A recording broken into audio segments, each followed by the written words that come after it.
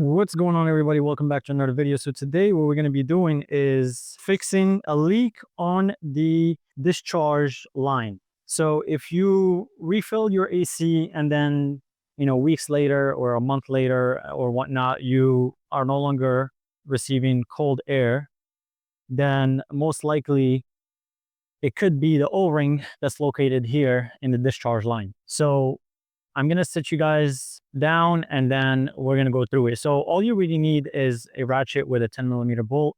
I just have a little flat head so that we can release any more pressure, refrigerant from here.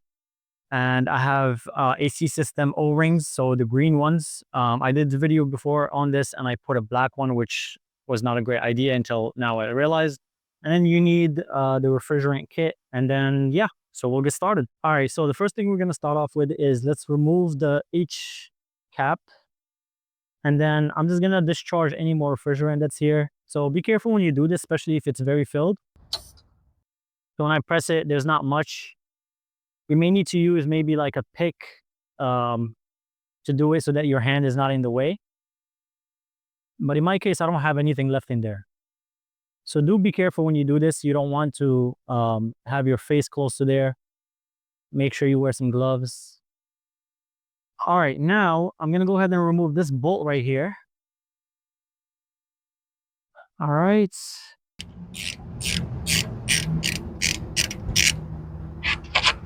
There is a torque spec that you want to torque this to when you're putting it back on.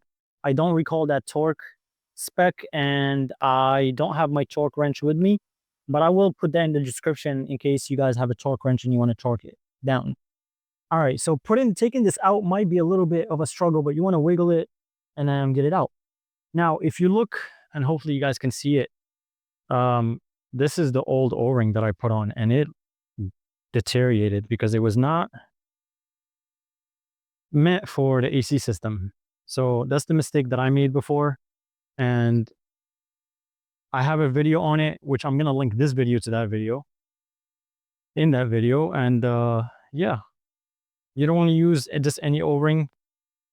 You want to get an O-ring or O-ring kit that's for the AC system. I did get this from a local auto store. I believe it was Advanced Auto Parts, if I'm not mistaken. So I'm just going to choose or pick out which one is the correct size that will fit there. And then we'll put that bolt back on. And then we'll refill our AC just a little bit, make sure there's no leaks. And we will go from there. So there are different sizes. And I think the best thing to do, you want to try to clean here a little bit as well. If you have any residue, make sure that it's nice and clean. So based on the kit, the smallest ones, it's really between this and this. Obviously, I'm going to go with the one that fits better.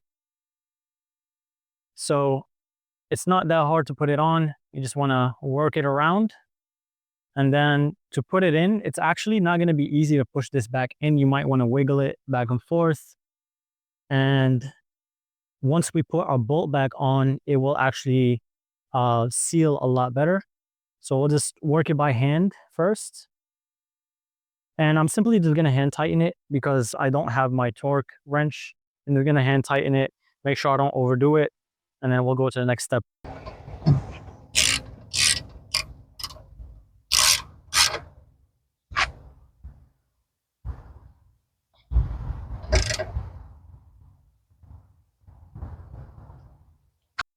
All right, so once you tighten it down, you'll notice that it's pretty sealed. And just a heads up, the kit that I got, the Arctic Freeze, it's a whole kit. So you have your refrigerant, you have your adapter, and then it comes with a UV pen light. So I'll actually most likely be using this, even though I don't know how dark it has to be, to see if there's any leaks after I fill the AC a little bit. So we'll go through the process and the steps to take in terms of refilling your AC. All right, guys, so just so you know, you do want to get a big bottle or at least 2 bottles. This is an 11 ounce each. So that's a total of 22. I most likely won't be fully using both of them. This one does contain UV dye, which is the reason why they include that UV pen so that we can check if there's any leaks after we refill it. But I will not refill it fully. I will fill it a little bit and just check if there's any leaks before I continue because I don't want to waste a bottle. So the adapter it comes with, you want to screw that on the bottle. So one end goes on the bottle, the other end is for the recharge line.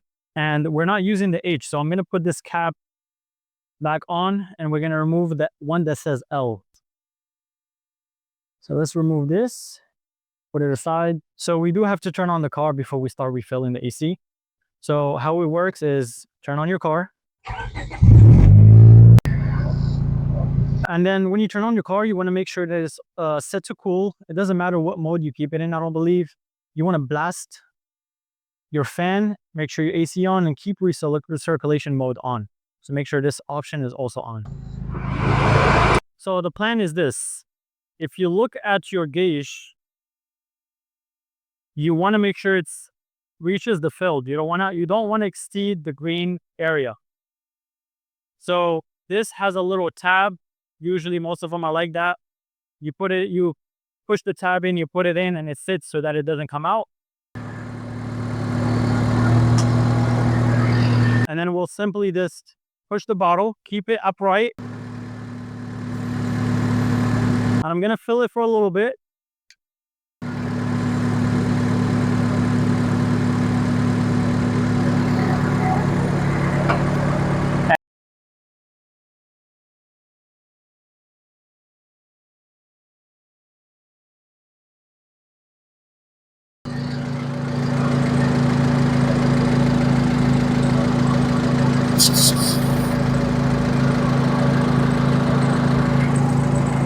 All right, so I did spray a little bit out.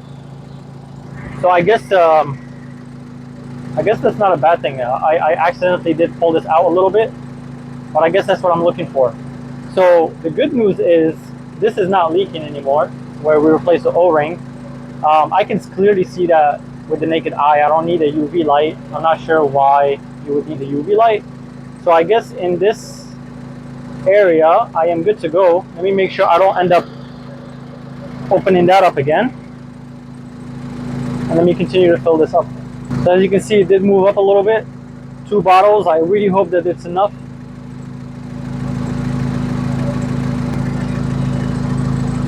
So we're getting there. We're almost there. I think 2 bottles will definitely be enough. I don't know how much is left in this, but I do feel it, I think, when I shake it.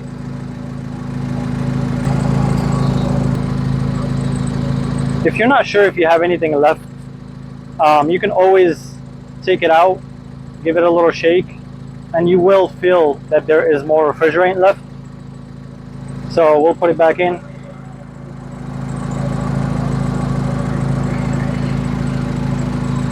All right, so I just felt the AC in the car and it's definitely blowing out cold air. I'm gonna finish this bottle. I'm gonna use my second bottle and make sure I get it at the green line.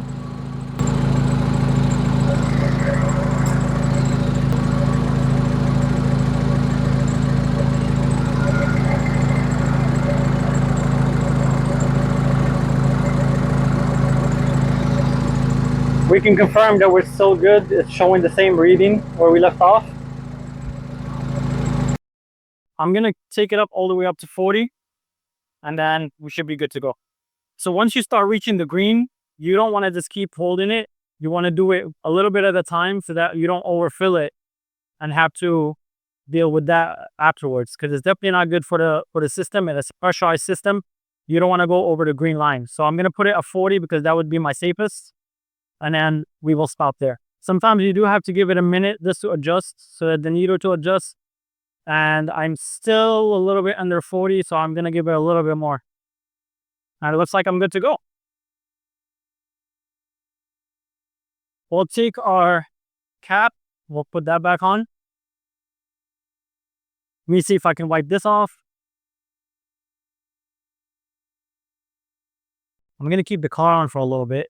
And I'm just going to keep an eye out on the discharge line and surrounding components to see if I see that dye. Now, the good thing is we know what it looked like. In the beginning, I had no idea what that dye looked like. I know now what it looks like. Now, since I know what it looks like now, that is very helpful. As long as I don't see it coming out of here or anywhere around there, then I should be good to go. And as I mentioned, so my upper radiator hose, as you can see, has bulged, and I'm worried that that thing might explode. It's most likely the culprit is this radiator cap. So stay tuned for a video that I'll be making so I can replace my upper radiator hose, get a new radiator cap, and we'll see if that fixes the issue. So until next time, I will see you guys on the next one.